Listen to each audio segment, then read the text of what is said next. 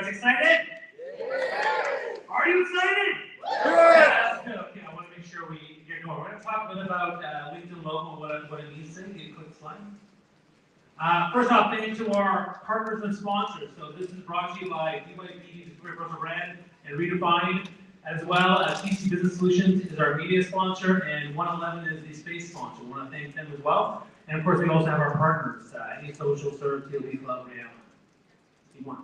The first LinkedIn Local Meetup happened about 2017. And the idea was to take LinkedIn online networking and turn it to LinkedIn in-person networking. That's the idea behind it. And keep clicking. So we did a bunch of different spaces. Keep clicking. Keep clicking. We had some great speakers, lots of different locations. Another location, big crowds, lots of stuff happening, lots of amazing teams. And then and then the pandemic happened, of course, and we kind of fell apart for 2 years. But now we're back. We'll be doing them very frequently in different spaces. And 111 was one of the spaces we did. And then one more. That was our last space we did back in October. So we've been doing these now. We've been like 5 years in this space, and we're very grateful for it. And if you want to tweet out stuff, you can hashtag LinkedIn Local TO. You can also tag the people like DYP, 111, myself, Ritika, Redefined, TC, all these people, just tag people, share stuff, share knowledge, let people know what's going on. We really appreciate that because we're trying to build more buzz around this. Next slide. DYP, building on what we do, we've been doing personal branding, events, conferences, workshops, helping people find their true self, their true path, finding more clarity, purpose, and direction. I don't want to get too much into it, but that's what DYP does. And that's why I love this event, because it's a way for me to give back. It's also a way for us to help people find their path and purpose in terms of where they want to go. If I can help them go further, faster, if we do it together as a community, that's what it's all about. Because I believe that personal branding, if you have the right focus, you have the right alignment, you have more impact. That's what people want. That's what personal branding is for you. And so what we've done, we put together a model where you discover, design, and deliver your personal brand in the marketplace. I'm going really fast because I really want to get to everything else. So the agenda for today, so we're going to do a little bit of welcome, icebreakers, then we're going to have a Latino by Ryan, then we're going to have a panel event, networking activities, speed networking, closing thoughts, and of course group photos, surveys, testimonials, and then there's an after party. So we are turning to a very, very large event, and so it's going to be a lot of fun. And I don't know if maybe it's the burger time because I've been fasting all day and I just broke my fast, and so I was hangry earlier. You probably saw that. Bobby, what's wrong with you? I was hangry, but I had a burger now. Now I'm good. So I'm pretty excited to be here. Ritika, do you want to say anything before we go to the next thing? I want to make sure we say hello. So hi everyone, lovely to meet all of you. Thank you so much for taking out the time to come all the way. I know transit is pretty tricky. I've got almost 50 emails saying, hey, we're running late. So happy that all of you have been able to make it. My name is Ritika. For those of you I haven't met, I see a lot of familiar faces here, so thank you for joining us again. I run an organization called Redefined, where our hope is really to help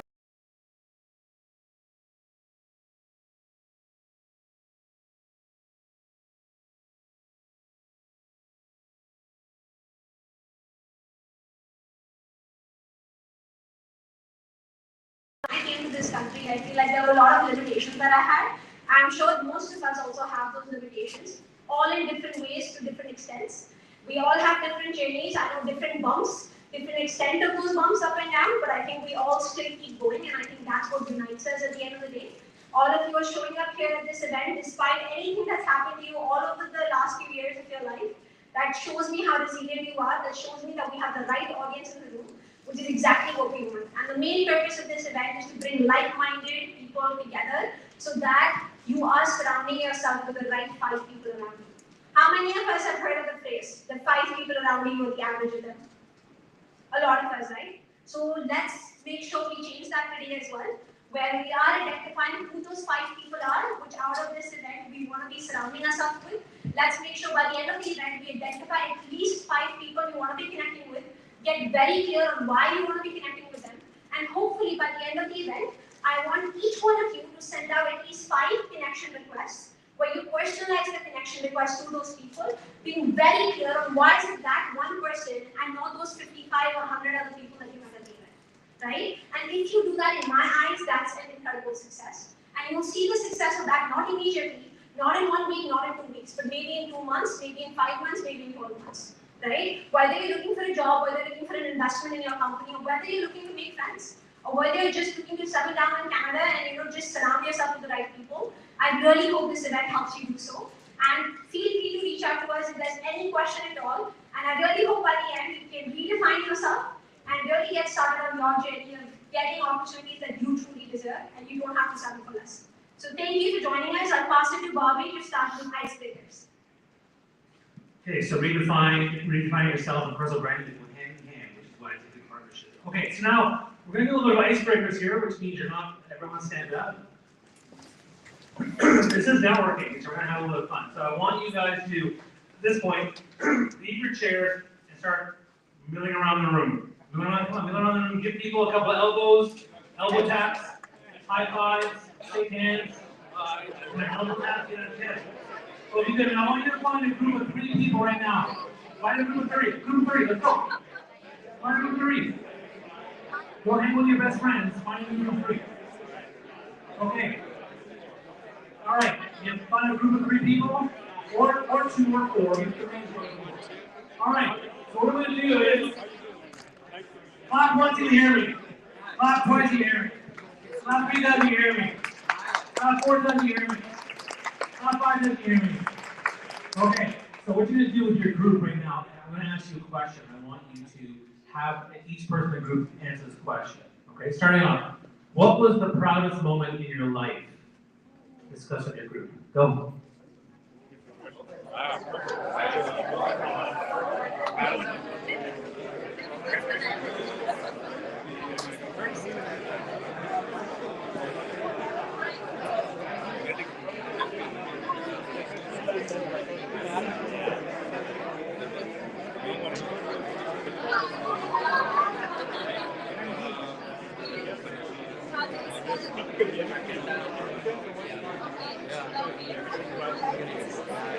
Yeah, I guess my first job.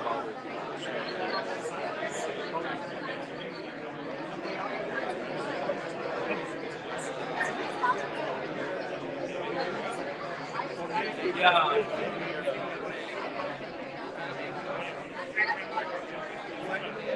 Hey, come in here. Where do you live?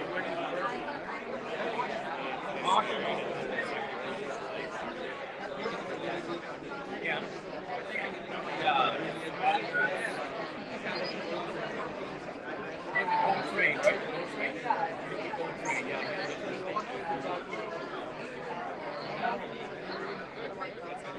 Yeah.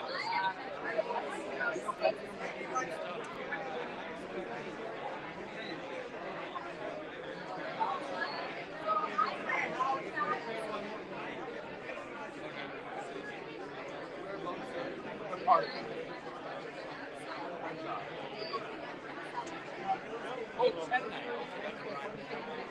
I'm but I'm consulting.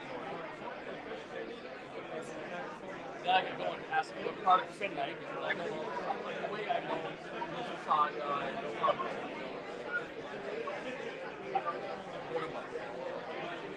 So many of them. All right, good job. You know what? Say goodbye to these people and keep them around the room. Start turning them up and back. This time, let's get some high fives going. High five people, high five. You work with us, keep high fiving people. Keep high five, right? High five. You're saying, hey, I like you. Hey, you're interesting. Keep moving. Go, keep moving. People stay in the same position. Keep going, move around, wheel around. Let go of your besties. That's what networking is. Okay, now find a group of 4 people right now. A new group of 4 people. Let's go. Group of 4 people. Oh, hello. Hi. Jesus, Samuel. Samuel. Another question for you. I see 3 here. Yep. Oh, yeah. All right. Can you hear me? Jesus. Can you hear me? Marcos. Samuel. William. All right. William. Here's your question. Question number 2. We're going to do this again because I'm going to need you to talk more questions, and then we're going to go to another person and have more questions. Next question is this. You receive a small package in the mail. and you're super duper excited. Tell everybody in your group who it's from and what's in the package. I don't know, I just get billed. I just get billed. What will be this package? I don't know. Yeah, like imagine you got a gift for something. Uh-huh. For Christmas, my girlfriend got me a golf simulator. So she surprised me with it. It was it's a camera and a radar that you stick on the floor, and then it will read when you hit the golf ball. It'll read the golf ball and project it like how it would be in real life. So that was my exciting thing. What? Oh, it's the simulator? Yeah, there's a bunch of them, but But it's a project image. I have a projector as well. Oh, but the main thing is to be able to measure it, because it'll travel, the ball will travel like 170 miles an hour. So you have to have something that can read. Is that a real story? Yeah, that's right. Apparently they have that.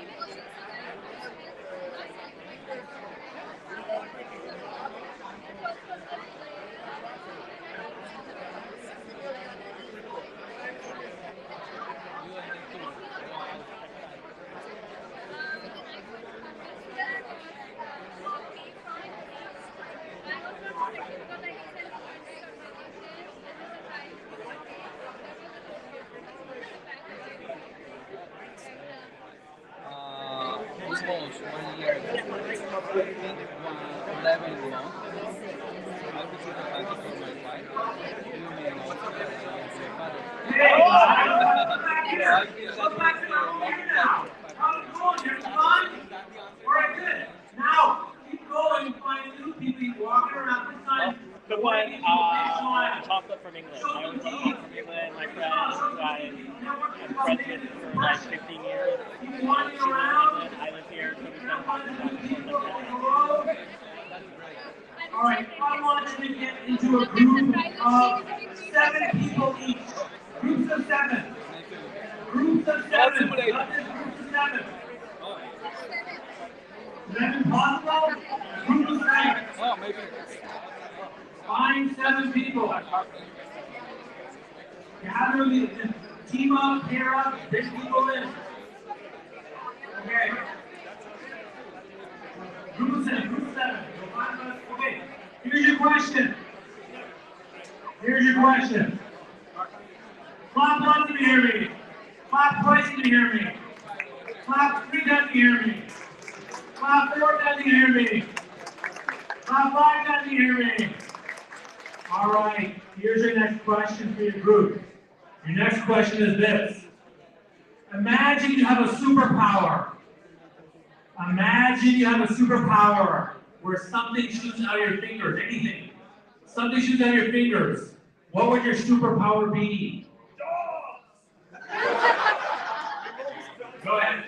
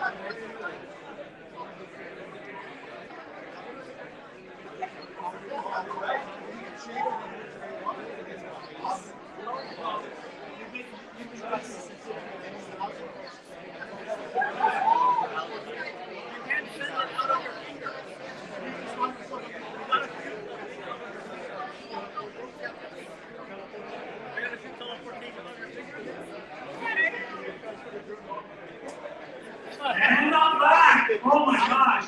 What did you pick for a string on your finger? I say chicken wings. Money. Biryani. Oh, nice. I'll take some biryani. Good job. All right. All right. At this point, your group of 7. I want you to break your group of 7 into just groups of 2 right now. Just pair up. So find one person to talk to here. Okay? One person. And I'll give you my question. All right. This is our last question. Okay. Find one person. He's all by themselves. Don't let them stand by themselves. I'm just waiting for the question. All right. Can you hear me? Yeah. Clap once and you hear me. Clap twice and you hear me. Clap 3 times and you hear me. Clap 4 times and you hear me. Clap 5 times and you hear me. You know, I used to use that tactic when I was a camp counselor to get the kids to quiet down, right? So it works really well. All right, so here's your final question for our deep conversations. If you had no obligations and money and time was an issue, how would you spend your time? Discuss. That's a good one. Oh, that's a good one. I would spend this time with my grandparents, to be honest.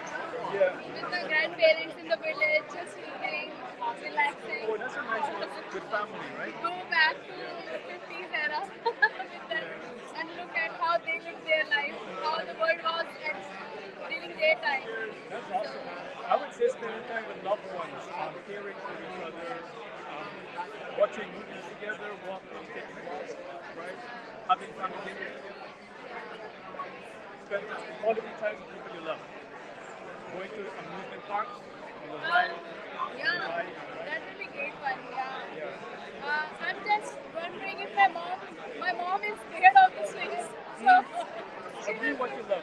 yeah. Like traveling, urban traveling, and exploring new places. That's what I would do. Oh, I love travel, so that's like hit list. I would do that, yeah. Amen to Because that. there is no time limitation, no budget limitation, and no expectation of going to office every day. No worry about exactly. No worry about time, no money, Yeah, nothing like that. just enjoy Yeah. and explore the world with Yeah. people's eye, locals' eye. Exactly. Explore like your interests. Yeah. What are your hobbies?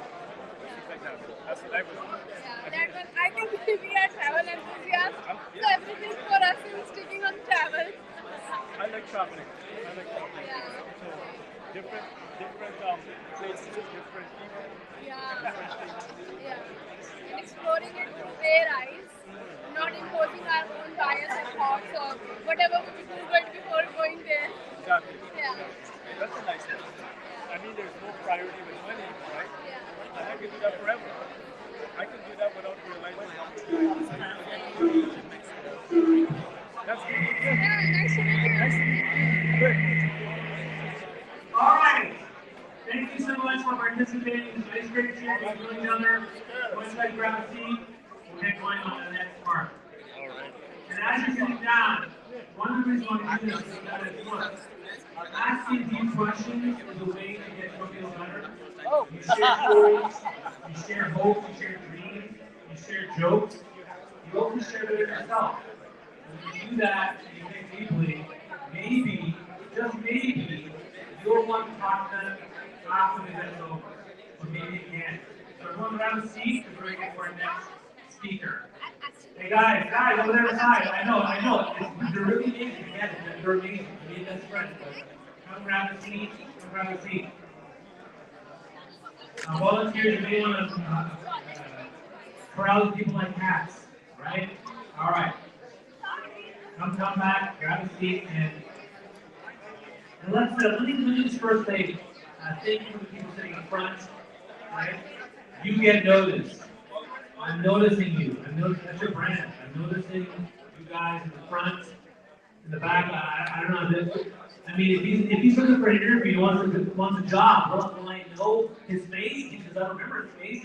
I remember your faces. So come sit in the front. All right. Thank you. All right. So now, hope you enjoyed that little bit of icebreaker to get you warmed up. And again, today's topic is all about networking and building relationships, right? It's one of the core skills for anything, your career, job searching, business, growing in the workplace, whatever you're trying to do. That's why it's so important we do this. Now, I want to introduce our first speaker.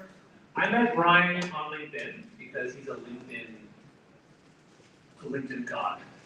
And but what's interesting about him, I saw his content, and then I was like, wow, this guy's from Toronto, and he's got 200,000 followers on LinkedIn, and he talks about careers and networking and recruiting, and he's helping people with their job search.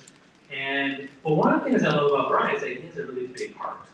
He's really big on giving. He's really big on heart values, and for me, like heart values is what my personal brand's all about. I'm all about giving back. I'm all about helping people. That's why I do LinkedIn local meetups. This is actually our 27th LinkedIn local meetup. So we do them. Yeah, thank you. We do them for a while. And, we have some amazing people, volunteers. They encourage me to find a volunteer team, and TC's over there, and a couple people volunteer for me as well. It's great, and so we really appreciate what people are doing. But Brian has been someone I think has got great heart values. He's got great insights. He's a mover and a shaker too at the same time. So you're getting a lot from Brian. So please give a warm welcome to Brian going up. Thank you so much, Bobby and Rika. Appreciate you immensely for having me here. Appreciate everyone for being here. Thank you so much. Question for you. If you don't mind, please being honest. Okay? Who loves networking here? Who's not expecting this? Okay? Who hates networking here? Okay. Good. Okay. Well, thank you for the honesty. I want to ask you a question. Please raise your hands. Who has ever met someone who has changed your careers forever? A person? Okay. But you can say a question. I want to bring you back to late 2019, right before the pandemic began. I was working for the government here as a product owner, leading a software development team, a Scrum team, going through digital transformation. And I switched jobs. And I don't know if you remember when you switch jobs, you're excited, especially if you're making more money at the previous job, you're excited, you're looking forward to that new opportunity, you come in, so much happiness, joy, you want to make a positive impact. So I came in and I was networking within my team. I was doing a Scrum team as a product owner. Again, I love being a product owner. And after a few days of meeting my teammates, I found out that one of my teammates, my colleagues, a full stack software developer, Herman Blanco, he was from Colombia, and I am originally from Argentina, so we had something in common. So I reached out to him and said, "Hola, mucho gusto. Hi, nice to meet you." Translated to this. And Brian, so Herman Blanco. We started chatting. Okay? It was just regular chat. We took it to the kitchen, just like two good South Americans. We had coffee. We had our black, strong coffee. We were chatting, just chatting. I was asking him some questions. Tell me, are you single? Are you married? Where exactly in Colombia are you from? Do you have kids? So we're just chatting. And he shared some details. We have 4 kids. I'm married. 2 of them are from my current wife. It was my current wife, Simone and Lucas. They are 11 and 9. They're playing soccer. Actually, this afternoon I have to leave a little bit early because we have a soccer match in Oshawa, far from the office. Anyway, I shared a little bit of my story. I'm married, kids, young kids. I was actually expecting my second child within a week or so of that day. But we say goodbye. And her mom didn't like it. And I didn't know it. A few days went by, a week actually went by, and we saw each other again. And we took the chat again to the kitchen. And I said, "Herman, how are you? By the way, how was the soccer match in Oshawa that Simone and Lucas participated in? How did they do?" I was like, "Oh, they did great." But something changed in that very specific moment. Something clicked for him. But I want to tell you, I didn't know at the moment that he didn't like me. Right before then, the week prior, when he first met me. But we were in a very toxic environment, and I couldn't recognize that. Why? Because I was brand new in that environment. I came in wanting to give, wanting to make a positive impact, wanting to deliver, wanting to really perform and prove myself. But he had been in that toxic environment for a while. So when someone came with so much positive energy, he couldn't recognize that. He thought that I was small. I was selling him something. I was hiding something.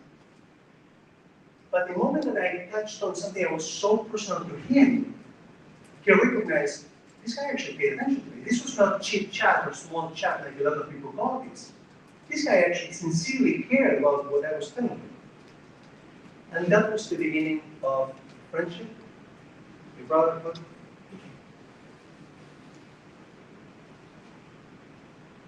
And my business partner for the last 5 years, who believed in me 5 years ago and who enabled me to impact thousands and thousands of lives. You will not believe.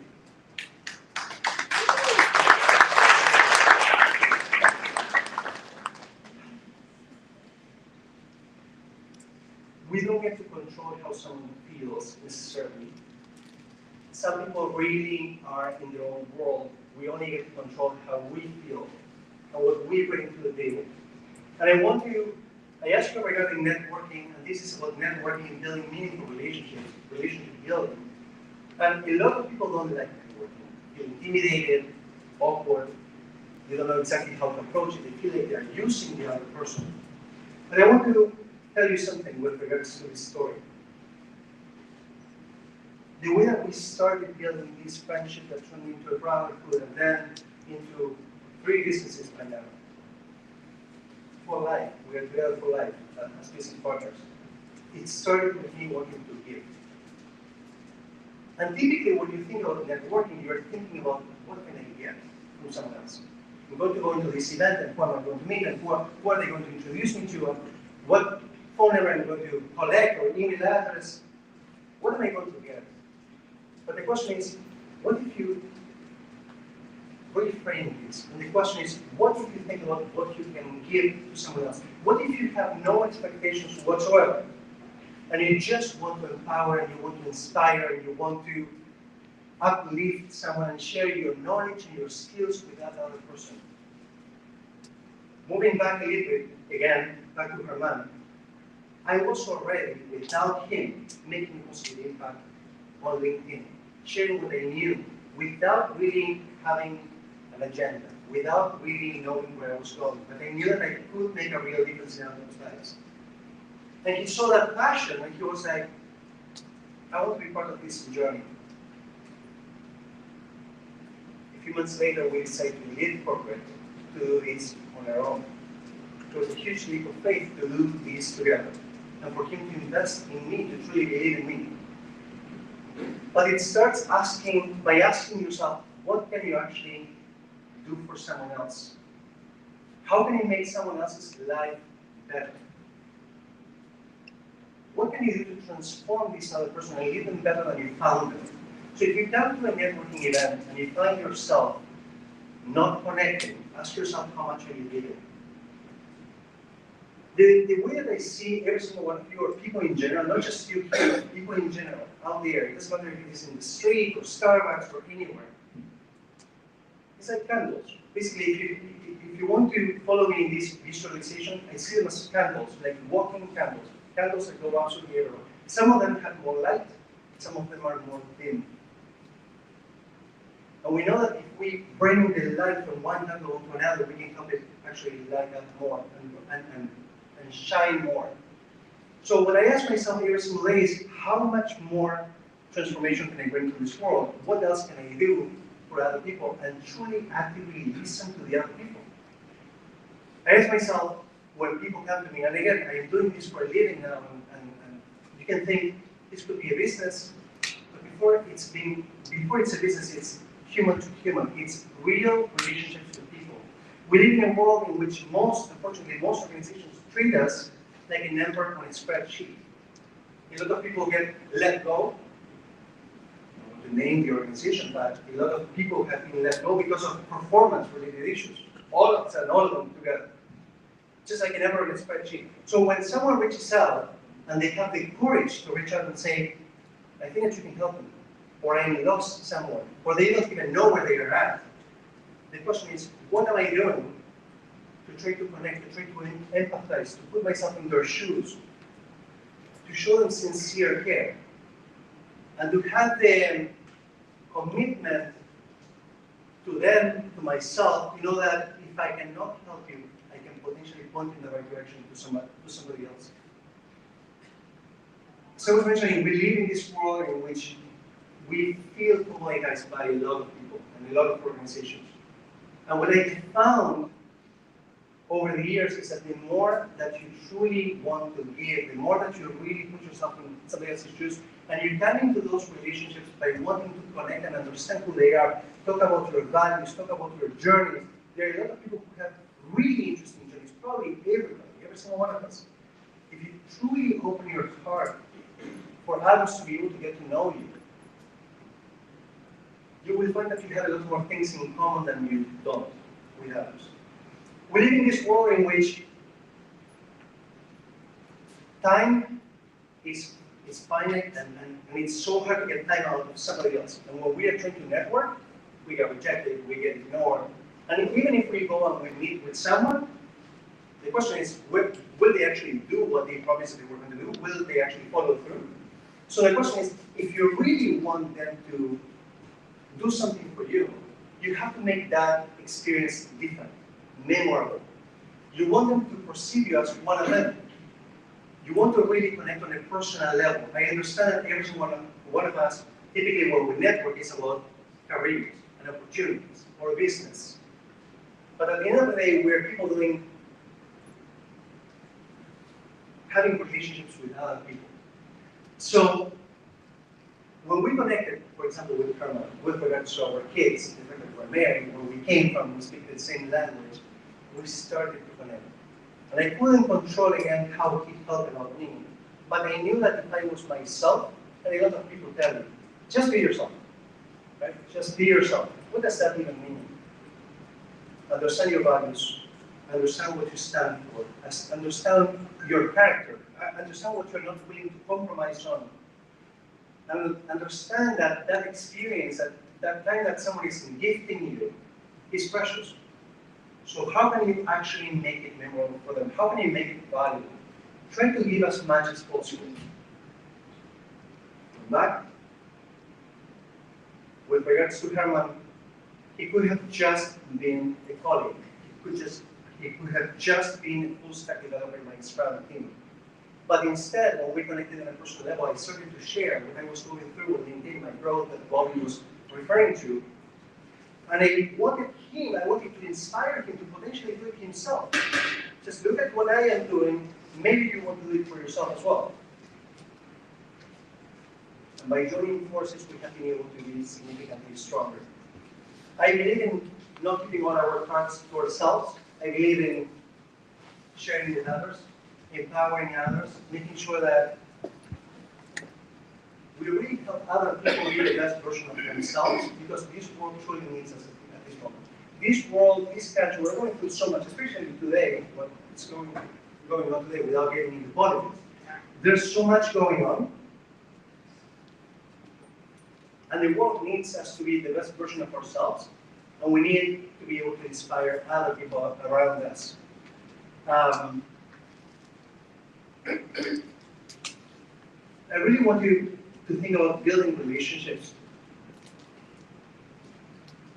and ask yourself every single time that you step in. Someone asked me earlier, why do you come into a handshake like you come into a handshake differently? And this literally just happened a few minutes ago.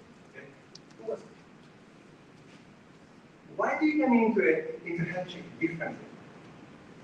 I was told when I came to Canada 21 years ago, the most important thing is when you go with a handshake, make sure that it's a strong handshake. Listen, I did make a mistake back then. First day, within an hour of landing here, actually, we lived on the East Coast, I forgot to remove my glove. Remove your glove, give a strong handshake, and connect with the other person and truly mean to understand who they are. Listen more than you speak, and show genuine interest to understand who the other person is, what the other person has gone through. and see how you can actually make an impact. I promise you, from all the experiences we've had over the years, the more that I've given without measuring, without any sort of expectations in return, the more that I have received.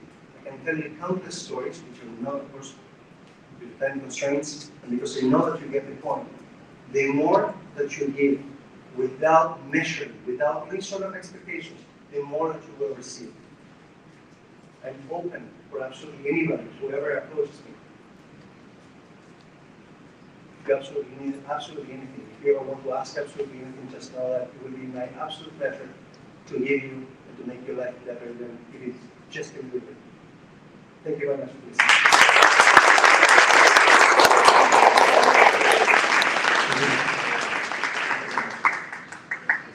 So that was incredible. I already am high in energy. We're going to shift to the panel now, so we're going to quickly set up chairs. How many of us are still awake and good in energy? All of us? Amazing. Perfect.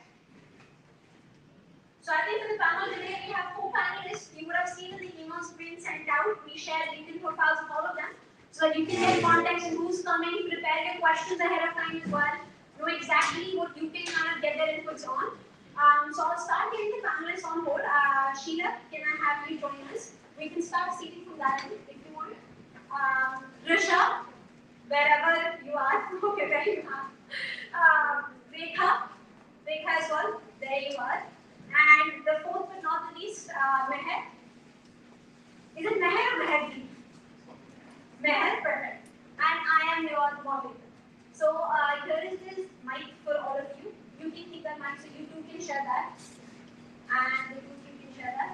Perfect. So to get us started, why don't we do a quick introduction, maybe just like a real elevator pitch, like 30 seconds to 1 minute max. Is that something we can do? Yes? Sheila, you want to start with yourself?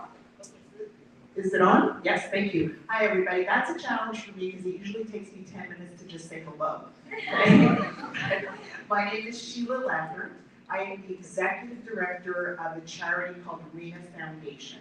RENA takes care of people with autism, people with mental health challenges, people with physical disabilities. It's an incredibly rewarding career. I started off my career thinking that I wanted to be an accountant. I ended up on Bay Street and ultimately went into the charitable sector. And I'm hoping today that I can encourage some of you to consider joining the charitable sector. There are 86,000 registered charities in Canada, so there's something for everyone.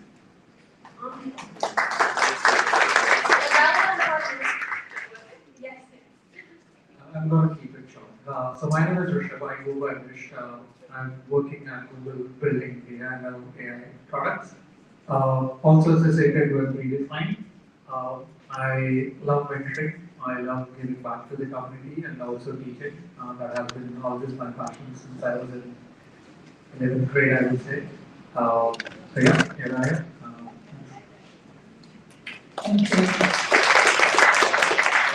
My name is Rekha.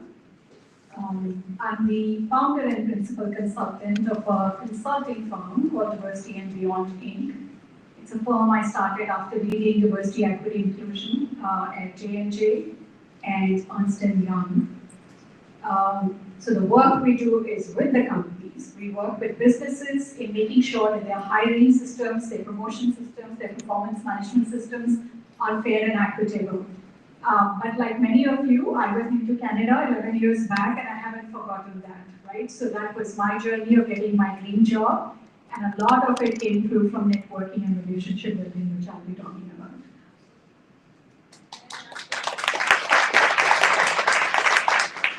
Hi everyone, thank you for having me here, all the sponsors, all the organizations that made me. My name is Meher and I'm at Microsoft in their finance rotational program. If you don't know what that is, I'll be working in 4 different teams for 6 months each for the next 2 years. My background, I went to UBC, Vancouver, but just like you, I'm an international student as well. Came from Delhi 5 years ago, and from there on, I started working on at a tech startup. Always been super interested in tech. That was my first ever work experience on a laptop, let's say. There on out, went to Amazon, did an internship there. Came to Microsoft, did 2 internships here. Went to the government, did 1 internship there. And then did my own startup in my last year, sold that here.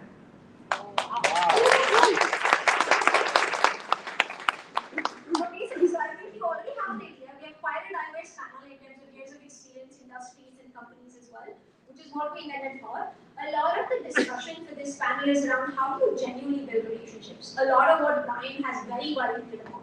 So I think my first question to start with is actually a question to all of you to understand is how many of you have reached out to someone on LinkedIn but never heard back from them? Okay, almost all of us, including myself. And I think that's a challenge I feel like a lot of students or anyone in general has, whether it's about investment opportunities, whether it's reaching out to employers. And I think for me, working with about 50,000 students till now, I think the biggest takeaway I realize is because when a lot of us reach out, we're being very transactional and a bit pushy in our reach out to people. Because maybe we are desperate to land an opportunity, our timelines are coming up, the job deadline is coming up, and as a result, I think it puts people off because they're like, this person just wants something out of me. So I want to understand from each one of you who have been in both positions where you have somebody apply to opportunities, but now are in a role where you are giving access to others to those opportunities. How do you believe people can genuinely reach out to people and showcase that curiosity in really wanting to be a part of their company or wanting to get to know them instead of being very transactional in their approach? What would that look like? And maybe we can start off with like Rishabh and Rekha, and then if others want to add.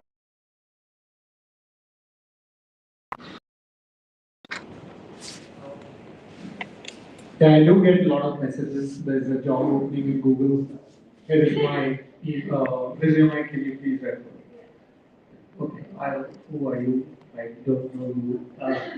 So, I mean, there's something I would like to know. It's not like, I don't want to refer someone.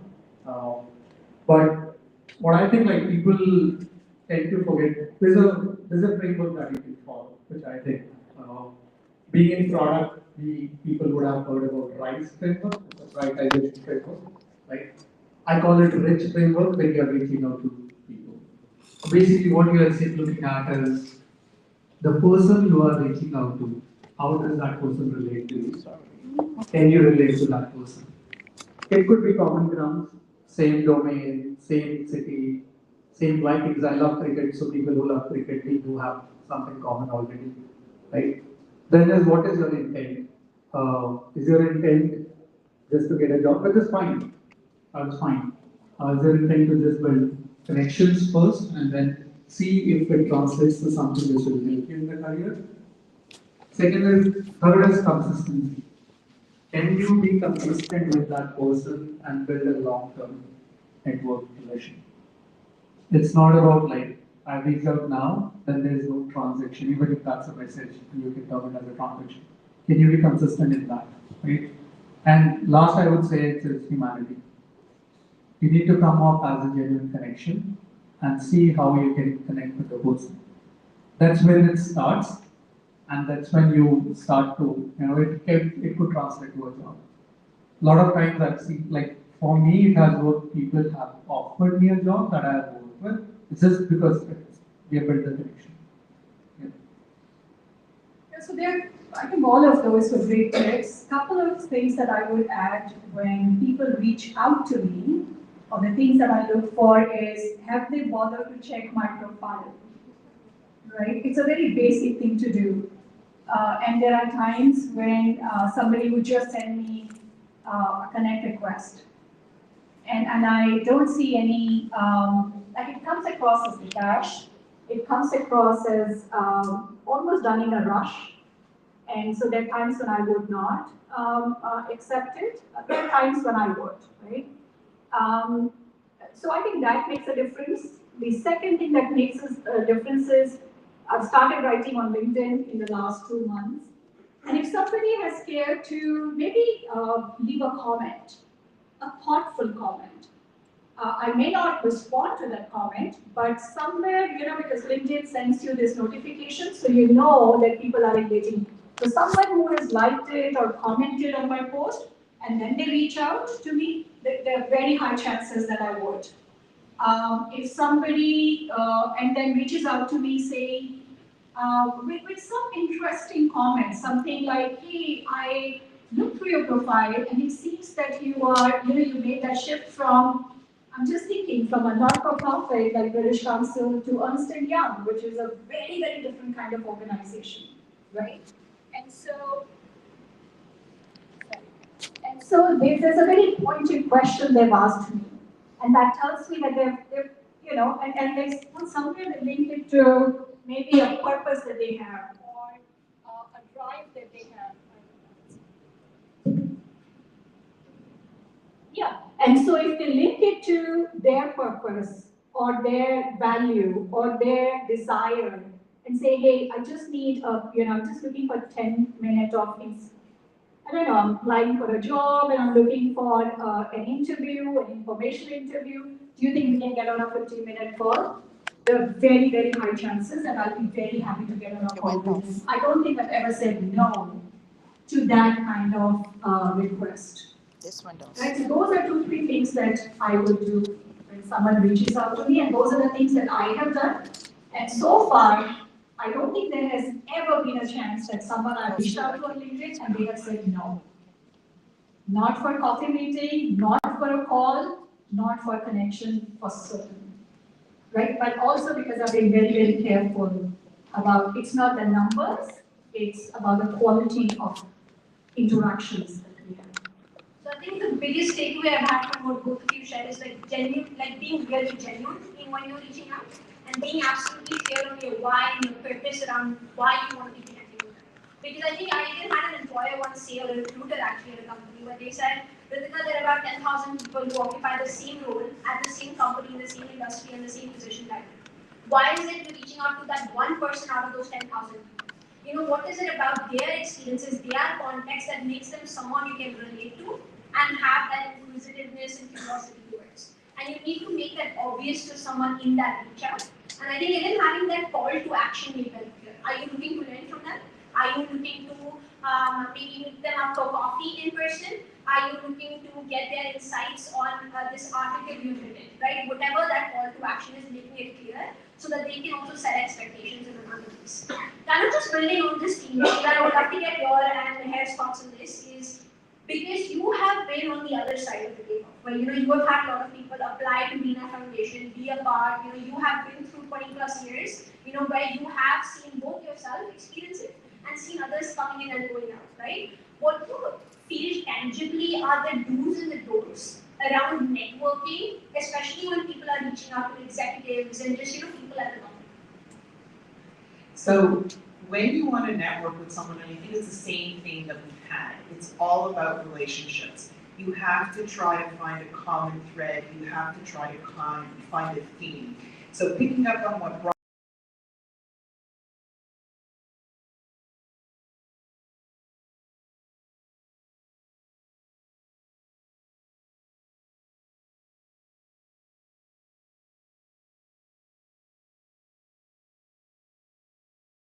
people don't have a lot of time. Right? People are in school, people are working, they don't have a lot of time. But volunteering for a charity doesn't have to take a lot of time. So the first thing that you want to do is find something that you're really, really passionate about, or something that you have a connection to. So maybe you love animals and you want to be connected to an animal shelter. Maybe you love children. Look at sick kids, for example. Look at all the different events that they have there, and you can apply to be part of an event for a day. That's all it takes. For some people, networking is very challenging. People are shy. But if you go to an event, let's say the Terry Fox Run, and you volunteer for a day, you're going to meet so many different people, and all you need to do is make one connection. So when people come to me, if I see on their resume that they have done something to try to make the world a better place because I am in a charity, it doesn't, and it's, you can go to the Daily Bread Food Bank and pack food boxes for a day. It doesn't matter what it is. You need to find something that connects to you personally, and then it needs to be on your resume. If you really want to get to me, right, it's a game. It's a little bit of a game. So how are you going to connect to Sheila? Go and Google all the different events that Rena Foundation has, and send me a note saying, wow, I see that you have this bowling event every year where 300 people come out to bowl and 100 of them are people with disabilities. Could I volunteer at that event?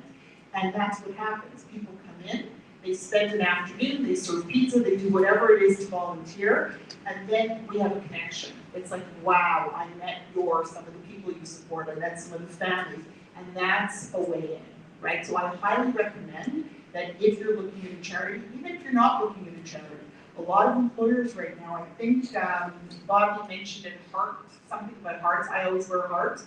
And it's people want to see that it's not just about you, that you want to make the world better, and it's such a simple thing to do because you can volunteer for one day for one charity. You don't know who you're going to meet there, and it's something that will help you build your resume and connect with people. And I think I was just going to add one point to that, and I think that's absolutely clear because when we even think about getting a corporate job, I think a lot of us undervalue the role volunteering or like working for non-for-profits or even working free of cost for startups can actually play in your resume. Like even for me, I come from a science background and I transitioned to consulting, right? And I got a job at 4 consulting firms without ever applying. And it was mainly because I had worked with a bunch of startups, a bunch of non-for-profits, building experiences in areas that aligned exactly with my job roles, right, which I was looking for.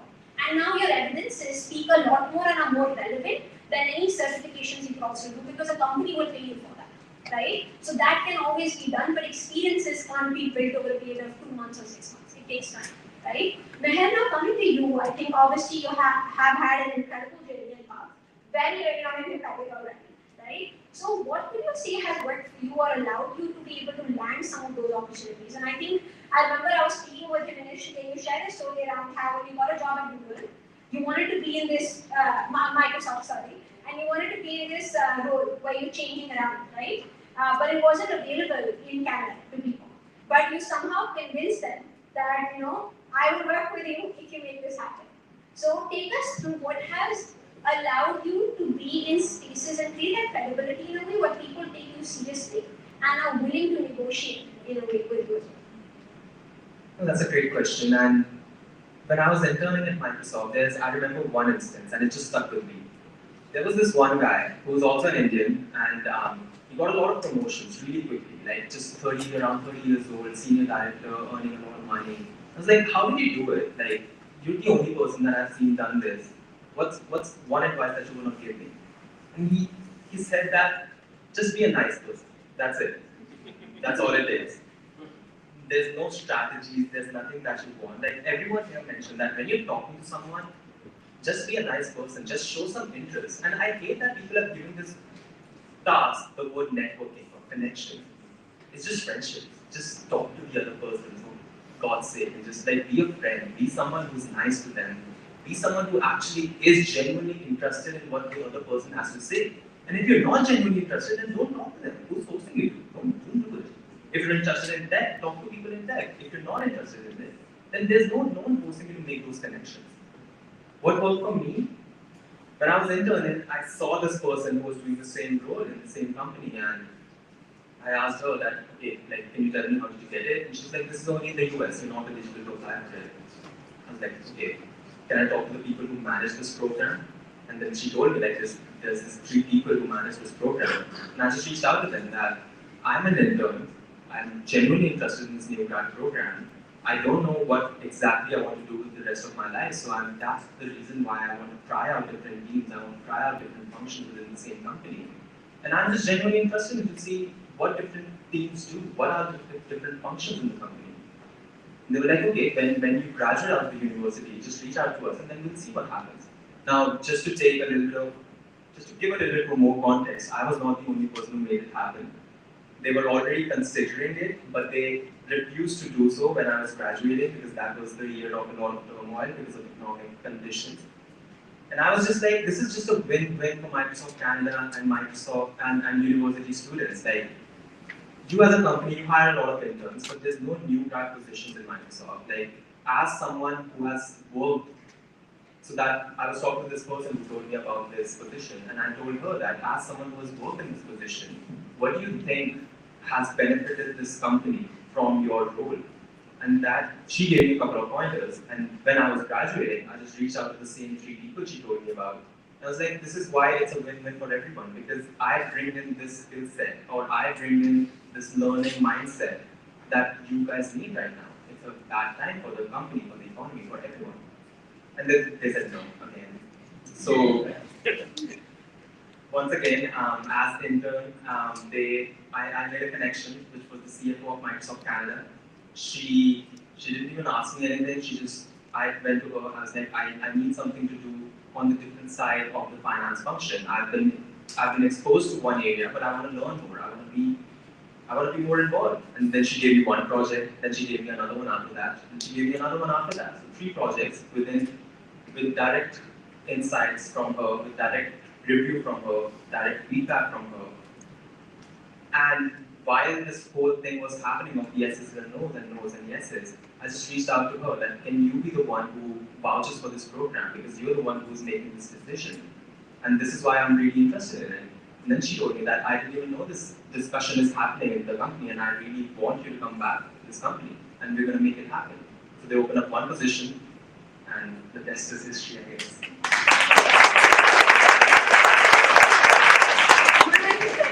That's the true meaning and understanding of, I know you don't like the term networking, but I love the term networking.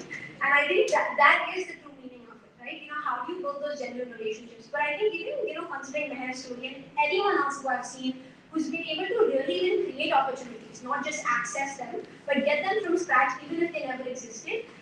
And someone once told me that, Ritika, everyone's looking to hire, they just don't know who you are, and they don't really know why you want to do what you want.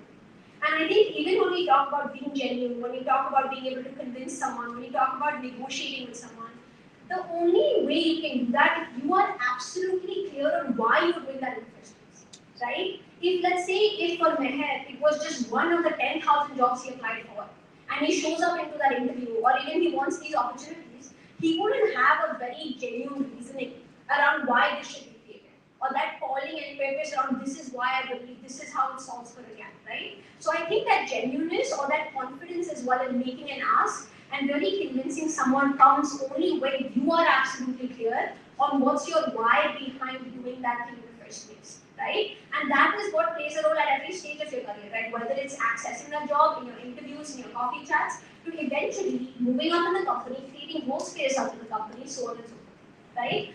So I just wanted to call that piece out, and I think just building on that theme, it's a question to all of you on the panel, whoever wants to start first, is, that focus on that purpose. How have you been able to identify, because I'm sure it changes as well, right? What have you done rather, that has helped you really get clear on your why, in terms of whatever you're doing, and how have you leveraged that to really create that access to opportunities? That's such a great question. I think it's $1 million question really. If all of us can find out our why and our purpose. There's actually a Japanese term for it. Yeah. And so it's really about what is it that you are very good at, what is it that you are best at, what is it that the world, and I'm not going to go into the definition, but to go back to Ritika's question. So before I moved to Canada, I was in New Delhi. I was head of diversity, equity, and inclusion, and strategic HR, so organization design development for British Council. It's part of British High Commission. And I had led a change management initiative, which was very complex. And I was, like, the exercise was highly, challenging. I'd done a great job, and so there was a lot of spotlight on me. And then all of a sudden, I got an email from the country director saying, we'd like you to lead diversity, equity, and inclusion. And I thought that was a mistake. Like, why would you ask me to lead DEI? Because until then, I believed that whatever I had done, and wherever I was in the organization, it was the result of my hard work and ethics and commitment and focus and discipline and all of those things. So it was completely, I thought it was a mistake. It's got nothing to do with me. And it's all about meritocracy, right? And then, and it used to be handled by my boss, so which made it even more awkward. And so I reached out to the country director. I'll keep it very short. I reached out to the country director and I said, why would you ask me to lead DEI? And he said, well, performance is evaluated in British Parliament by a select MPs, and India's performance is really very bad. India is always evaluated on a scale of 1 to 10, 3, which is pathetic, right? And so you've done a great job with a complex exercise would like you to lead it. And so it was really surreptitiously, I found myself into it. And the more I got myself involved with DEI, the more I realized that there were so many barriers that a lot of us are not aware of, whether it is access to English and how that opened opportunities for some but kept some out of it. The barriers that women particularly faced in not just succeeding, but even just getting into the job, right? Our biological clock and our job career is almost fighting with each other. And so the more I thought, the more I found out that it was not a level playing field. And so from that time on, I found my why. I thought I found my why, and so I started working on it anyway. So 2 years down the line, India was 9 on 10 under my leadership, and then they asked me to lead South Asia, and most of the countries in South Asia were 10 on 10, including India. And then I moved to Canada, and guess what? That's when I realized what a barrier really is. I realized what some of the 9 months say, forget about a job, I did not even get a call back for an interview. And I had to fight for the volunteer opportunity where they would say, well, you are overqualified for this. And so it ended up being a pro bono, should have been a paid job. But I did that, and that's when I got my dream job, which was Ernst & Young. But now it's become a life's calling, because I've lived through some of those barriers, which many of you are going through right now. And I feel that my work in organization creates a level playing field so that you don't just get your job, that you get your dream job, that you get your career, something that you're really passionate about, and you have a fair chance at success in life. So that's my why is a long answer. No, all good. Thank you. Anyone would like you to add anything to that? So I think that you can have more than one why, right? As you go through, I see life as a series of stages, and you have one why when you're 20, you have another why when you're 30, and it can keep changing. My original why, I was on Bay Street, I was an asset manager, I loved it. It was wonderful. But one of my whys was I wanted to be a mother. And when I had my second child, I realized the work wasn't double, it was exponential. And I couldn't be a good mother and continue this Bay Street life where I was flying all over the world and doing all these wonderful things.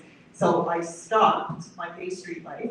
I ended up taking a job that I was overqualified for at a school in an accounting department. As my children got older, I was ready to leave and go back to Bay Street. But because I was in that accounting department, I got to meet a lot of the parents because we had parent volunteer groups. And I'm the kind of person that's very naturally curious. I would ask everyone, about their children, about their families, and I ended up connecting to a man who was the vice president of Brookfield Financial at the time. They asked him at the school, they needed to build a new gym. And he said, take Sheila out of the accounting department, make her the fundraiser, and I'll do it. And I called him up and I said, I'm not a fundraiser. I'm going back to Bay Street. And he said, fundraisers are born. You either have it or you don't. You can get some education, you can hone your skills. And one of the things my parents taught me is you can learn something from everyone. If this man thought that I could be a fundraiser, I thought, what do I have to lose? I will try. And in 3 months, we raised enough money to build a brand new gym. And 6 months later, I closed a $4 million gift because there was a grandparent there, and I listened to his story, and we ended up renaming the school for this grandparent. And when I got this $4 million gift, the man who said to me, I think you're a fundraiser, he says, well, do you think I was right? And that was my why. But then I took that why and said, this is no longer speaking to me. I need to find an organization that is really going to speak to me. And I ended up at RENA Foundation. There's a lot of reasons I ended up there, but I'll tell you one quick story. When I went for the interview and I walked into the building, there was a young man with autism that I would see all the time when I went to the grocery store. And he looked at me and he goes, I know you. And he got down on one knee, he kissed my hand. My heart melted and I knew that I was home.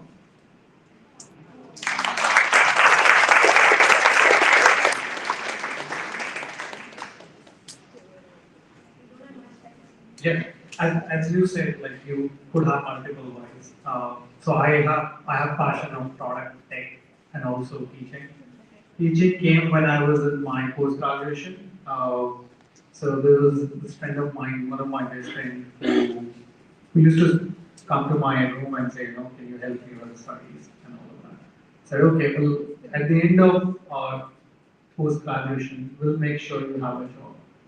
So 3 years I helped him in the study, and the day he got his job, I think few days after his brother's son was born, he named him Rishabh. So he said, "This is for you because you helped me and we're still open." So I knew like I have a passion for teaching. That's one of the why that I found. And then from a product perspective, my dad was met with an accident once, and at that time we didn't have like phones, mobile phones. I used to think, what if we have some device where I can just talk to him, see him, like we do that today. And I keep thinking always, what if we have this? And technology makes it possible today, right? So I used to break down products, tech products, reach out to the founders and say, this is not right, and provide feedback. And that's how I found like this is something I love doing. Yeah, so those are like instances which help me find out my way.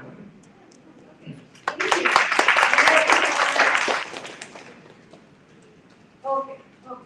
And I think the one point I want to end on, and we open it up for Q&A for all of you, is I think if you realize amongst everyone what really helped them find their why is trying different things, or being open to the idea of doing different things. I think what happens is a lot of us come with tunnel vision, whether it's moving to a new country, whether it's getting a job in a certain industry, or this is what I'm capable of, or this is what I have been doing, so this is what I can be doing. But who told you that, right? If someone says, oh, because you come from a science background, you can only get science jobs, I don't care about those people, right? You do what you really want to do as long as you know your why. And the way you find that why is by trying different things, even if you're going to be bad at it. At least you know you're bad at it and you don't like it and you can check it off your checklist and you know what other things you want to focus on. Because I think today, more than ever before, we see how people are experiencing midlife crisis a lot earlier in their lives than they did 2 years ago. Why is that happening? Because we all are getting onto the same train, wanting to arrive at the same station. And when we do arrive at the same station, having been there for 3 years, we realize, wait a second, I don't feel satisfied. I don't think this is what I want to be. The money is not enticing anymore. I want to be passionate about what I do. And that's when people now are switching careers and making those big transitions, which all could have been avoided by starting where you are today, right? And making the right decision from today. And it starts by you being willing to take those steps, which may be uncomfortable. And it seems like you all are very good at doing that, because showing up to a networking event in itself is very uncomfortable. So you're already there. Why not just push yourself a little bit more?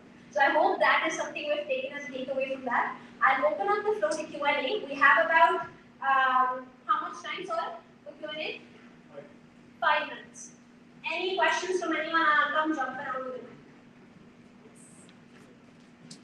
Thank you for your really lovely insights. I have this question for Sheila. I just found out about Enough Foundation when we were discussing. So my question is, have you noticed any differences, if you have any experience with people with neurodiversity, is there a different tactic that you can use because of their limitations in networking? So we have a whole employment program. That's one of the things I raise money for that I'm very, very proud of. Because teaching people soft skills are really easy. You can teach people to file and photocopy. You can teach people to, do numbers in the financial statement. It's the soft skills that are challenging. What happens if, someone insults you? What if someone, right? And people who are neurodivergent, a lot of them can't read facial cues. A lot of them don't understand sarcasm. It's very challenging. So we have several programs at RENA where we train people, right? Where we give them the job training, and it's different job training that you would give to someone who is doesn't have those challenges, right? And I'm proud to say we have employed, right? Once these people go through the programs, many of them have found successful employment. We help them find employment, and we've employed some of them. So if you come to my office, we have 3 receptionists that share the shift, and they are all neurodivergent and all gone through our training programs. So if you have someone who's neurodivergent who's looking for the help, you can send them to me, and we'll set them up, if that answers your question.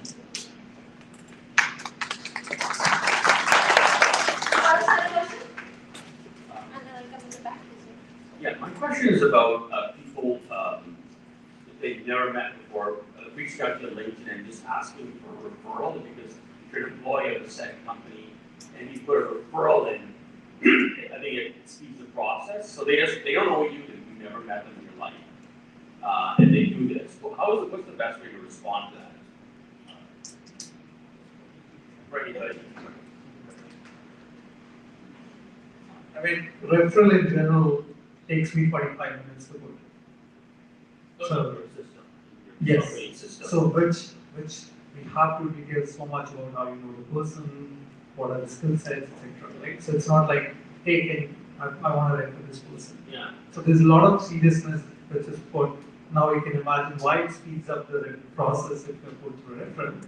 Because they are trusting that people you are putting as a referral, you know what kind of skill set they are bringing to the company. Yeah. Right. So that's why it takes time. So that's why you want to know the person, you want to know their skill sets, you want to trust that person. Yes, I'm good to refer them, and I can put all those things together in the referral packet. Yeah. But if you don't, somebody unsolicited just sends you an email and says So I used to respond quite often, and I don't like when I don't respond because obviously no one likes when they are not getting responded to, right? So I try my best to still respond, and I still try saying that let's get on a call. I'd like to know you, but it's not always possible. But that's the best I try to do to at least plant that seed in that person's mind that let's get on a call and get to know. Yeah.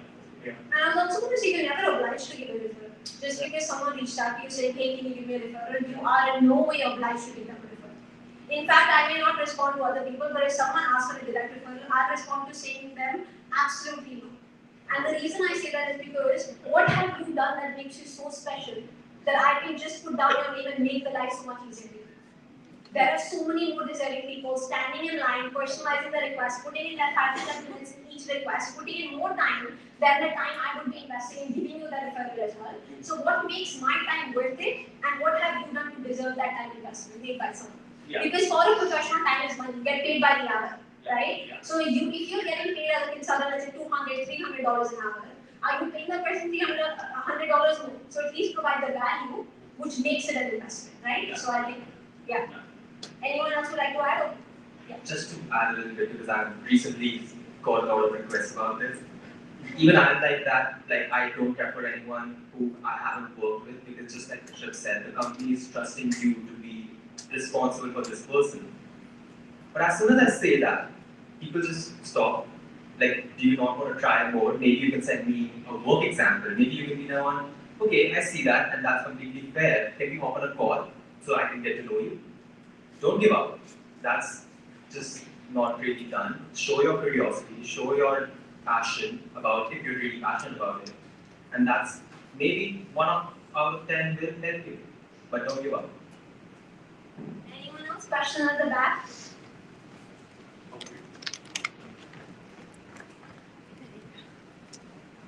Hello, this is to anyone can answer. So you guys spoke about how important it is to build this relationship, this networking or friendship, like you said, and the genuinity in that matters, how genuine the person is. So like Rekha mentioned, a post or a comment or a like could make a difference, right? So I think these days, now all of us know what is expected. And how would you differentiate if that like or a comment was genuine or not? Thank you for your question. Well, I think if someone is trying to, you can tell from the comment, right? So if the comment itself is like, great point, nice point, congratulations, right? So that could be one kind of comment, but if the comment is thoughtful and it shows that someone is trying to engage with what you're saying, if you can tell, right? And it's also, and I think that's how you build your brand. People can build their brand on LinkedIn either by writing and posting themselves, or it could also be just engaging with content that is relevant to them. And so I think those are some of the ways that just the quality of the content itself will indicate whether someone has really understood what their post is about, whether they're building upon it, maybe they're bringing a new perspective about it, maybe they're sharing the statistics about something, or rather it's just a surface level. Does that answer your question? Yes, absolutely. And one more question to Rishabh. Not a question. I guess you would have received a connection request today with a personalized note saying, looking forward to meeting you today, and yeah, that was me. You want to pronounce your name? My name is Harita. You did respond to that note. Yes. I'm glad Yeah. you did. Thank you. Because that was a personalized, very well written note, so I did this one. Thank you. Oh, nice.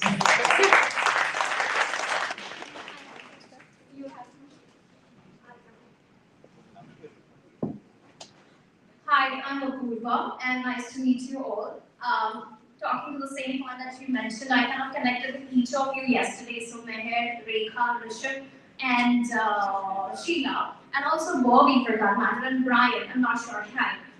So I did personalize the request, and I did receive the connection acceptance. So thank you for that, and I appreciate you sharing the insights. My question is to Rishabh in terms of transferable skills. And so I am working in account management. So my skill sets are around client management, customer relationships, business development, and so on. But I am PMP certified project management professional. Say I took a job after my graduation in Canada because I needed one and I wanted to work. But going back to product management or project management for that matter, how would you want the person to approach XYZ in terms of mentioning, hey, I did this for a year, and now I'm looking forward to transitioning into this because that's my calling, and that is what I wanted to do. So what is that exactly that a hiring person or a professional like you would be looking in them in terms of skill sets, in terms of communication, or experiences that would bring to the table? So if you could elaborate something around that would be great. Thank you. Sure. I think for a PM you have like the hard skills, soft skills, you would know from a product management perspective. So obviously your resume and the work will show that. Yeah. When I came to Canada, I worked in a place where the role is something I didn't want, but it has to be very clear what I want to do. And same when I went into Google, my first session with my manager was like, what do you want to do? Like, this is my career, this is what I want to do. Very clear. 3 years down the line, they know it has never changed. So if you want to get into product, it should never change, right? It might come, it might take time, but it will come, right? Now, what you can give to the others. I don't know everything about the product. No guru, nothing, right? You might not know everything about the product as well. But there's something you know that I don't know. There's something I know you don't know. Let's bring that to the table, right? I'll give you one example. I used to run my podcast on product management called Inspired. One of the listeners, they came to me, they messaged me saying that about a framework of product and a book of the product that they read, they found fascinating, and I had no clue about it. I remember that person now. Like, okay, this person is not in product, and they are spending time on these frameworks, they're sharing with me. Now this is a pure networking or friendship, as you said. And I'm still connected with them, and we keep talking about it. Sure. Thanks for that. I'll take 2 takeaways on this one is knowing the why and the purpose as to why I want to tune in and having that consistent. And second, that bringing to the table, not considering that, oh, the other person knows everything probably, I might have something new to add to that, right? And just a quick second follow-up question. So I'm in client management, and I do come across many reach outs, and it's unresponsive at times. And when Rekha mentioned that there has been no LinkedIn reach out that is done, and there was never a point where she didn't receive a response, I'm keen on hearing either from you or Rekha as to what if I reached out once, I've personalized my message, I'm reaching out and following twice and thrice, and I'm yet not receiving a response. What am I to be doing at this point, and how would I be able to tackle that? I guess it's a rejection. Slow down your talk. Okay, sure. That's a good one. Sure, thanks. So I would love to hear that as to how to have that follow-up. So if I've understood it correctly, you reached out to somebody, it was well crafted, there was no response. You did it again, there was no response. You did it for the third time, no response. What is it that you're doing wrong? Or what is it you can do differently? Yes. Yeah. What I could do different. I think if you've tried your level, so there's still a few things that you can do, right? So one is don't reach out to them again if you've already done it 3 times, right? See what is it that they normally do on LinkedIn. Maybe they're just not active on LinkedIn. A lot of people just are very dormant on LinkedIn. So you're just spending energy, but there won't be any traction or response, right? So one could be that it's not about you, it's about the other person. Right? There is something going on in their life, and you've got nothing to do with it. That could be reason number 1. Reason number 2 could be, or approach number 2 could be that you actually check out what is it that they're doing. Maybe they are member of certain LinkedIn groups, and they're active there. And you can join that group, you can link, you can engage with some of those articles. So those are, I think, 2, 3 things, or maybe there's something else that they're writing or reading about on LinkedIn, and you can connect, not connect, but actually engage with what is it that they're doing. But otherwise, if someone has not, I wouldn't think too much about it, unless you see that there is a common connection. So for instance, if you're trying to reach out to Sheila, Sheila's not responded, but you see that there's a common connection, you reach out to me and say that, hey, I'm just trying to find somebody who is in this not-for-profit organization, and I wonder if you know somebody. Maybe, I know Sheila, or maybe I know Sheila's colleague, and I can help you connect with them. So there could be another way around. Mutual connects is a way to go. Thank you for sharing the insights. Thanks. Perfect. So I think we're just going to wrap up the Q&A now because we're running a bit over time.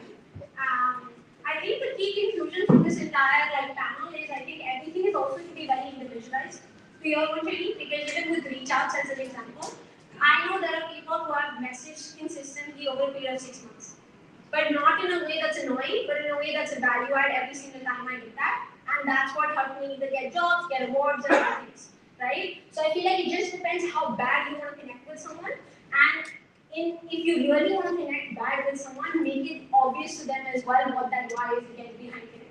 Because I wanted someone who is a C executive, even Anthony Leo, who is the founder of Deloitte, I really wanted him as a mentor of mine.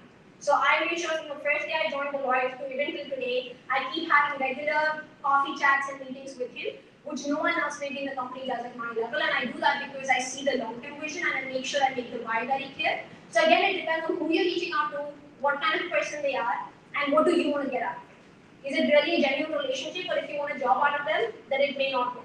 That constant reach out. So it really depends. Thank you so much. Incredible panel. We now jump into another activity that we have a quick one, which Bobby is going to be running on the elevator pitch, and how do you really hone that in? Because after that we have speed networking, where we have a few other networkers in the room here who are other mentors who Redefine, who will be there as well, who you get to learn from, who are also currently professionals in different companies, and we'll soon introduce them also. But before that, Bobby, if you can guide us through how can we prepare a little. All right, so first off, I wanna talk briefly about this whole networking is hard with those things. And I'll tell you a little story. People often talk about how to respond. I mean, the question is, how important does that lead to you? How much do you want it? And how do you go about it? What are you learning to be better? I'll tell you a story. So one of the founders of LinkedIn Local Toronto and also LinkedIn Local Worldwide is Swish Maswami. And he's notorious for a very famous story, which was, anyone know who Gary Vaynerchuk is? He's a very famous entrepreneur all over the hustle. He's a worldwide keynote speaker. And he's trying to get his attention. He wanted to interview him for like 5-10 minutes for his video blog. And he sent him an email every day for 117 days. And then finally Gary Vee said, you know what guys, let's go call this guy. Now I'm not saying I'm gonna do that, but he wanted it, he hustled, right? And the other thing I'll say about the follow-up is that, look, there's be patient, be persistent, be professional, and be polite. And if you do that, you'll be able to actually break through. Okay, so I want to do a little bit of a networking activity for you guys because I think that in networking they talk about strategies, but they don't talk about tactics. I want to talk about tactics. So I'm going to do a little bit of networking. Now we are behind time, so I'm not going to do as much as I was going to. I was going to do it 20 minutes. I'm going to do 5-10 minutes. Nothing too crazy. So let's go to the next one.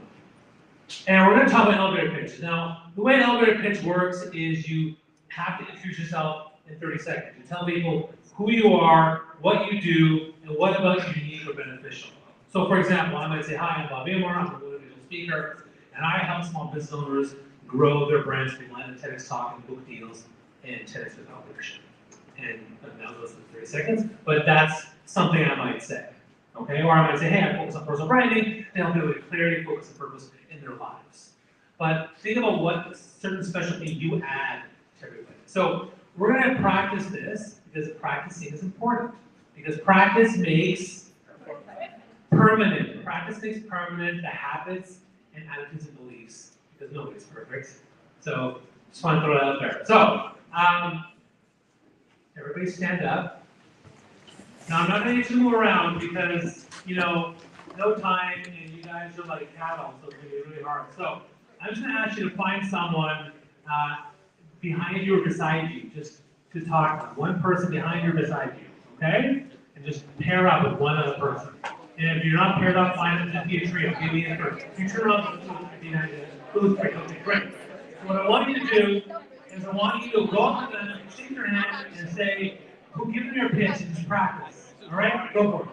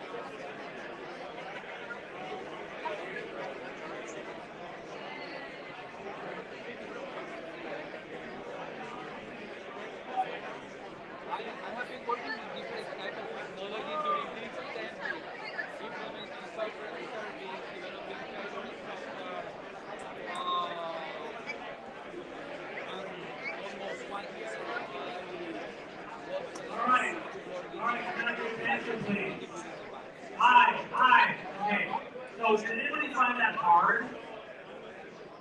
Did anyone find that difficult? All right, well, stop fucking to hear me. Stop fucking to hear me. Stop being doesn't hear me. Stop 4 doesn't hear me. Stop 5 doesn't hear me. I know I have to get you guys quiet right away because I want to hear the insight. So, there's a gentleman here. Can you share what you thought was most challenging about it? Sure. I think the primary issue is that when you're meeting somebody who does not have context to your job, right? So, or the area that you work in, then how much of what you're saying is making sense to them, right? So that's the biggest barrier that I've always encountered. Okay, great. So one of the things I would say about that is like try to find something about you and your personality and brand that is something relatable to somebody. So for example, I might say, for example, what's unique about me? I'm actually I'm a super board game fan. That's unique about me because a lot of people play board games. People play Settlers of Catan. I love playing that game, right? I destroy that game. And next thing you know, you're making it relatable versus focusing on, well, I'm the technical cryptocurrency expert. That's not going to work. It's not going to set you apart. But learning to pitch your elevator pitch is important because, you have to learn to sell yourself and practice. Now we're going to do another activity, and one of the things I want to point out to you guys, and click the thing, Every person's a bridge to someone or something else. You have no idea that this person has an uncle who works for the company that you want to work at, or that person over there has a sister who works for the company where her brother also knows VP, and he wants to hire you. In this room right now, there are 90 bridges. Are you leveraging those bridges as best you can? That's something to think about. Next question. Okay. So another part of networking is getting to know people, and asking questions is very hard. But you want to ask questions and actually come up with an answer too. So what I want you to do is not now, I want you to walk up to a new person, not the same person, no besties, split up, okay? Bros, get out of here, bros there, go somebody else. So you walk up to a new person, introduce yourself. And then after that, you're gonna start a conversation using only this question, answer format. I'm gonna train you to do question, answer, and I'll show you how it works. Example, how are you? Excited. Isn't it great to be here? Definitely. Where are you from? Halifax. Have you ever been there? Once for a holiday. What do you like most of the East Coast? So you're gonna answer the question and follow with the question right away. And they answer the question, and they follow with the question right away. This is practicing a networking tactic that's definitely going to help you. Okay? Find a new person. Go. Human resources in the relationship. When I listen to you, like, oh, you're very. Of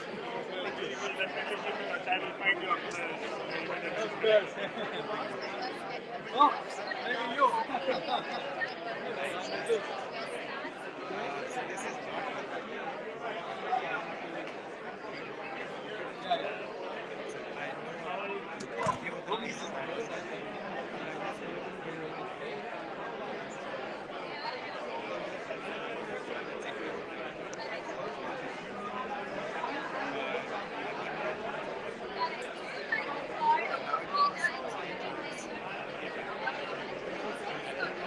But it's always a great place to come back.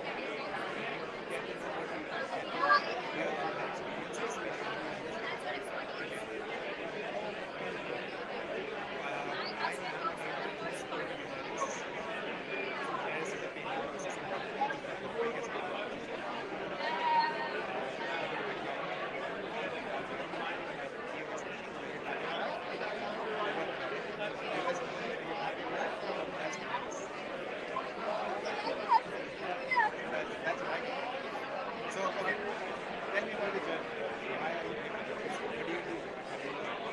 What do you do? All right, good job with this. If I can have your attention at the back. Can I have your attention at the back, please? Hi there, hi! Hello, how are you? How are you, sir? Did you enjoy yourself? Did you like it? Did you find it hard? Nobody can hear you. Oh, guys, these things in the back, you're missing what he said. All right, fine. Clap once you can hear me. Clap twice you can hear me. Clap 3 times you can hear me. Clap 4 times you can hear me. Clap 5 times you can hear me. All right, now did anybody find that difficult? Everyone found it easy? No problems? Well, what was the hard part about it? I know everyone's so interested. I get it. Everyone's really interested. Wow. I do. Thank you. You're really interesting. You're my soulmate. You're my God. You're my soul. All right. Well, listen, when it comes to asking questions, that is one of the most important skill sets for networking in Europe. How to ask questions. That code means that I get that. Everybody get that? I'm going to make sure everybody got that. All right, so keep going. Because questions do 2 things. Questions move a conversation forward, and they gather info. Guys, hello, hi, hi. You know, start singing. Oh, beautiful. I'm waiting for you. Where everyone will be. I'll just keep singing while I wait for you. You're noisy as can be. Wow, you guys are like, I love this. You guys are so interesting to each other. Get it? All right. Can you guys hear me? All right, here we go. Let's try to get it down to a nice hum, a nice dull hum. So we can move on. Guys, moving on. Hello. Hey, guys. go. We gotta keep going because we're losing control of the situation. Okay. All right. Let me go to the next one. Next one, please. Now, what's interesting about networking is that networking is not just I want to meet you, is I want you to meet me. Because you're also trying to sell yourself and get their attention. So last thing that I want to share with you, this is one of the hardest things in networking is actually getting in and out of a group. So let's say you're talking with these 4 people here, right? And we're all having a good time, but you see somebody you want to network with, and you want to go talk to them. What do? How do you leave? What do you do? What do? You have to find a way to get out. Now, obviously, you say, hey, excuse me, sorry guys, nice to meet you guys. I want to keep networking. Thanks so much. And then you're gone. Right? You exchange cards, you share LinkedIn information, things like that, right? But the other challenge is how do you get into a group? So now, let's say, let's use these 3 here. Once you like form a tight circle, and I can't get in here. Make a triangle. Yeah, they're top. How do I get in there, right? Okay, click the button. So the different things, physical presence, right? As soon as I approach, they're gonna make space for me. Right? So like that. So, or eye contact, like I say, hey, how you doing? Oh, they're like, how are you? And I come on over, right? Or positioning, stance, like how you position yourself. Verbal integration. If they're really tight, you say, sorry to interrupt, guys, just wanted to know with you, please continue the conversation, and now I'm in. Right? Or you can be like, excuse me, grunt, you gotta do what it takes, right? You want to get in there? Right? There's Bill Gates talking to Ariana Huffington, who's also talking to Michelle Obama. I want to get in that conversation. I'll be like, move away, Obama. Let me talk to Bill Gates or Michelle. You gotta do what you gotta do. Next. So, what I want you to do is I want you to form a group of 3 or 4 people, start a conversation, and I want you to try to leave and go join a different group. Yeah, I know, right? Tactics. This is the key, guys. Groups of 3, 4, or 5. Actually, 4 or 5. Ready? Go. Sorry, I'm joining you. Of course. Hi,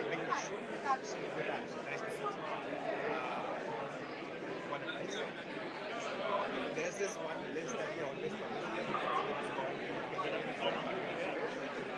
and now they're trying to make it again, we want to look at this is our first because to me, about 4 months plan was but coming to these events, this is the topic that I have.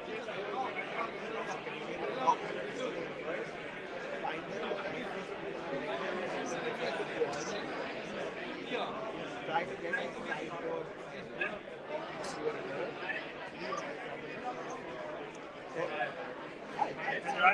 Okay. Go ahead. Yeah, so I was just reading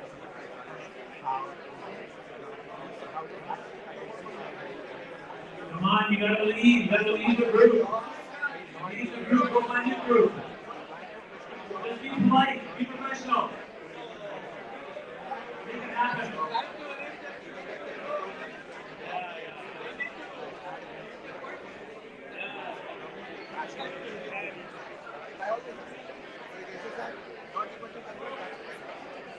I'll connect later. Let me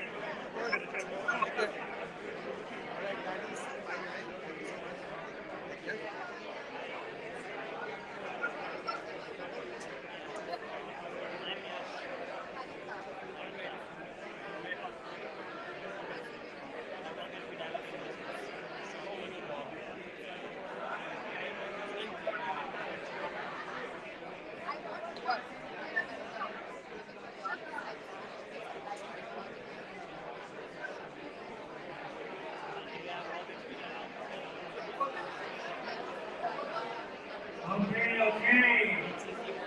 All right, guys, thank you so much for this. Can I have your attention? May I have your attention? All right, everyone put their hands up so you can see. Hands up, hands up, hands up, hands up, hands up, hands up. Everyone, hands up. Put your hands in the air. Wave them like you just don't care. Okay, good. So, let me share with you.